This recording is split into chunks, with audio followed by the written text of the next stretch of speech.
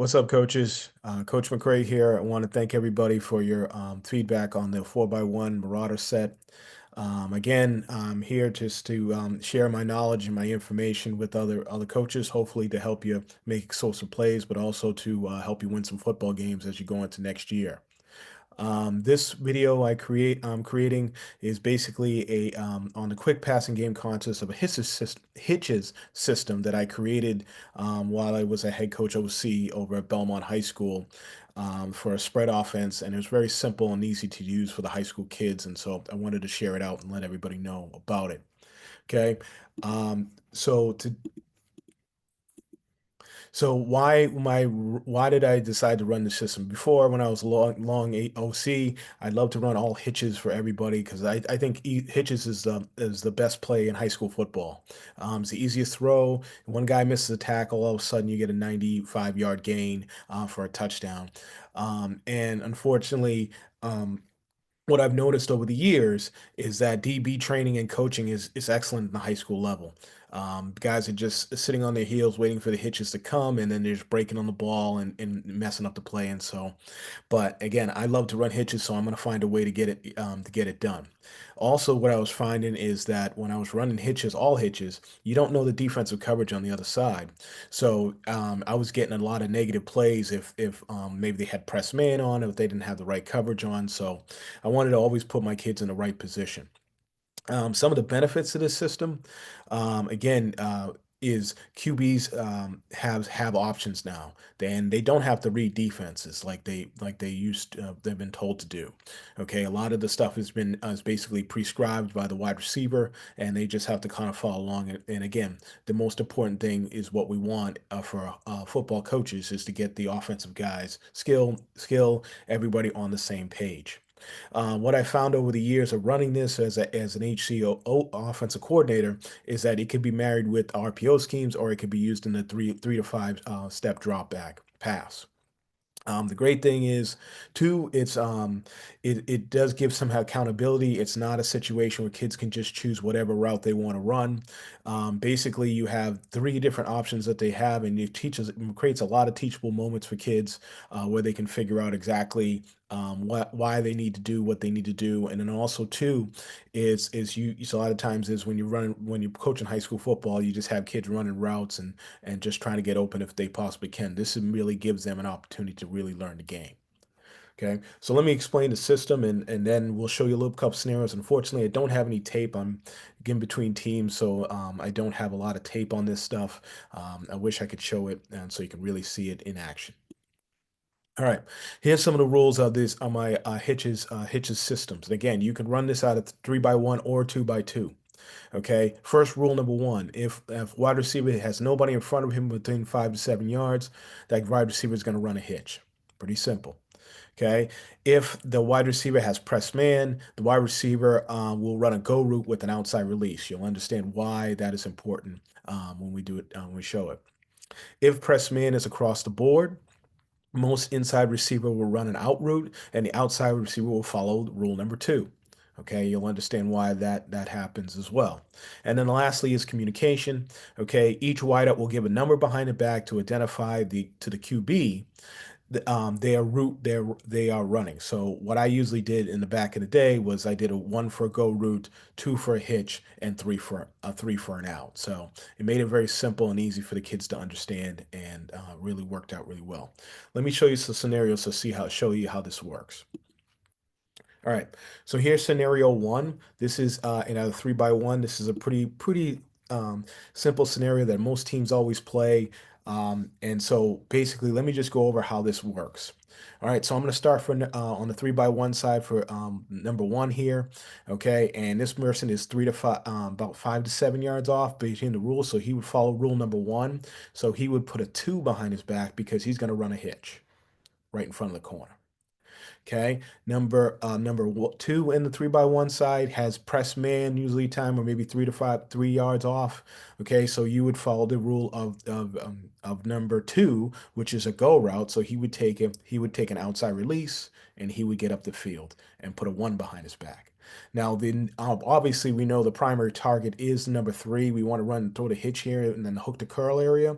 So this guy has 5 to 7, nobody here, so he would run a hitch right in the spot right here and sit down. Okay. Now, again, if you married this with a 5 step drop, you obviously see the pattern here. If the safety comes down, then obviously you're going to look over the top, and then you look the option route, the last one on the right. Okay.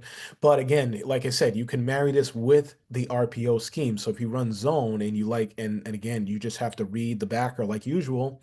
You block here, you double to the backer, and then you kick it out. And then you said, like I said, if this guy comes in and on the zone, then you have the pull for the hitch, or and if the safety comes down in the hitch, obviously no, you have the go route on um, going forward. So again, it doesn't really change anything. You can use the RPO system with it. Okay, let me show you. Let me erase this, and I'll show you number set number two.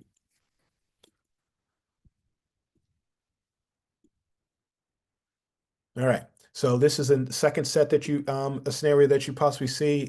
This again, we're covering the one and the three on the 3x1 side, and then we're leaving the number two open.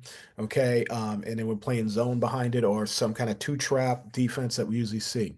Okay, so let me go through the rules, and I'll show you exactly how this looks one more time. Again, you have a corner that's tight, or maybe he's butt to the sideline. You want to do the same thing. You want to give him a one, and then you want to take an outside release and take off down the field. Number two, in the 3x1 side has nobody 5 to 7 yards, so he's going to stop and run a hitch. So he becomes a primary target. And then number three is going to protect that by, again, he's going to have an outside linebacker that's probably going to be about 3 to 4 yards away. So what he's going to do is he's going to run a go route with an outside release, and he's going to take up field. Okay, so what happens is by using this technique, you have protected the hitch by number two because the activity of the two go routes, and then hopefully the safety does come down in a 5 step drop. Then you have the go routes on both on the number one and number three on the 3x1 side. Okay, again, you can match this with the RPO as well on the zone. Block the end, double here to the backer here, and then you just read this linebacker here. If he fills the gap, then you know you have the number two, or you have the go route for the both ones on outside. Okay, so again, it can be married with the RPO stuff, so it makes it a pretty good play to use either way for your kids. All right, so let me show you the last scenario, which is man press. Okay, and that's basically the rule number three, and he show you how that's works out. Okay, so here we got man press, and we got probably a blitzing situation here, and so this is how the system actually takes into account of that and gives you an opportunity to make a play out of that as well. So if you look at the 3x1 side, you have number one. Okay, here he's going to run a go and an outside release. Okay. Number two is basically man on. He's gonna run a go and an outside release. Okay. And he's gonna put a one behind your back. So now number three looks at that and he sees the two ones by the outside and the number one and number two. So that automatically tells him he's gonna do rule three, which basically means I got man press here. So I am not gonna run a go, I'm gonna run an out. So I'm gonna put a three behind my back and run an out to the outside. So now all of a sudden now you have a fade out concept without changing the play or making any difference. Okay. Um, Again, you can talk to your wide receiver coach on how you want to run that out based on the scenario. So again, like I said, if there's a blitz coming here, okay, both guys are coming. It's just blocked normally like your regular zone. If you want it, you are RPO it. Block here, block here. The running back's going to step up and he's going to block here. You got the double to the backer, and you got him. So now everything's accounted for. And if he pulls it, okay, he knows he's got the fade out concept on the right hand side. Okay, so again, it can be worked against blitzes and every other kind of any kind of thing to help yourself out and put you in a good position to make some plays on your offensive side. Okay, so the next one is basically if what if you have 2x2? Okay, so if you have 2x2, same rules apply. Okay, it just depends on how you want to work it and before. So again, you have here on the right hand side, you have here kind of like a cover four, maybe a cover two with too high or whatever. And again, this is mostly this defense is a regular two by two to stop the zone read, okay, and the quarterback pulling the ball. So again, in this situation, I would probably tell the outside receiver to run a one and take off down the field and go long. Okay, looking at this one, this guy right here is probably going to be a little bit tighter. So again, you got a one here. So your rule is I can put a three behind my back and I can run it out right here. Okay, so again, you have a fade out concept without having to change anything. On the opposite side, again, if you're running it out of five, out of drop back or a three-step drop, it's a perfect call because now all of a sudden you have number one on the left side, he runs a go and clears out that safety with an outside release. Okay, now the slot guy has two choices. He can run, and again, that's a game plan situation based on how this linebacker's playing for you when you do your film study. Okay, you can run a hitch right in front, 5 to 7, or you can run a out going this way. Okay, so he does have some options, and the quarterback doesn't have to do a lot of reading. All he has to do is pick a side and work it. Okay, and again, like I said, you can definitely marry this with the RPO game as well. Okay, say you want to, and again, I like zone. I ran a lot of zone against this with this because I got the brick call on the outside, double here, here, and here, and I'm reading this backer here. Now, again, you can still hand the ball off. Only thing I would tell the running back is that he would have to stay front side behind this double team to protect himself against that linebacker, and then he wants to cut it up after that double team comes off, and then the linebacker in the guard goes on to that linebacker that's sitting here and see how much he can get. I've done that many times as well. So again, there is definitely some options to this to give you put you in a good position at all times. All right, so let me give you a cover four look. So this is the last look you possibly scenario. Most of the time you see, I mean, again, it'll be like there's also the 3-5 and things like that, but the rules don't really change because the defensive back coverage is not going to change. Just basically the amount of people that are in the box. All right. So here is a here is a cover four with a 4-3 wide look. Okay. Obviously, you probably wouldn't want to run zone on this set, but again, we'll show you some different techniques like mid zone work and things like that. So let's look at this right here. So again, you have four. You have soft coverage on the corners. Okay. So they're about 5 to 7 yards off. So maybe number ones on both sides are gonna run. They're gonna put hitches on. Right. So sitting right in front of that corner. Okay, they both put hitches on to sit in front of that corner. All right, now you have a situation for number twos. Okay, you can do a couple things. You can have them again. This is guys probably about 4 to 5 yards off. So again, it's a little bit less than 5 to 7. So he can run an outside release go and take off. Okay, and protect and you still have the hitches on the outside. Or you can have them tell them, hey, listen, you can also run an out in this situation as well. So again, now you have an out. Now you have an out.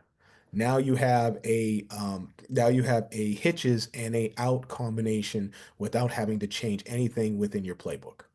Okay. So again, like I said, you marry the same play with the zone, but I would actually do if you have a 4-3 wide with a mid zone, read this backer here. Okay. And again, you throw the mid zone here. Going this way, hit here. You still got the brick, okay? And then you have the running back going this way to really make the flow. Now, if this linebacker flows with that, then all of a sudden you pull it, and then now you have the hitch to the out or the hitch to the go. Whatever one works for you at that point in time. So again, there's no reading by the quarterback. You just have to continue to read that same person because again, the wide receivers do the job for him, okay, and put them themselves in good positions. All he has to do is just look at what number they're running, and they got something going. Again, guys, this is a great a style of offense for high school kids. I really got a lot of engagement from the kids with this offense. They really learned a lot, and it really helped me put me in a good position to win some football games over the years. Um, but like I said, this is definitely something that can help you. And like I said before, again, Coach McCray, I'm just here to help, to give people some opportunities to understand some different football strategies and different things to hopefully help you guys win some football games as you go forward for next year. I want to thank you guys for watching and hope everything. I hope you have a great week and weekend.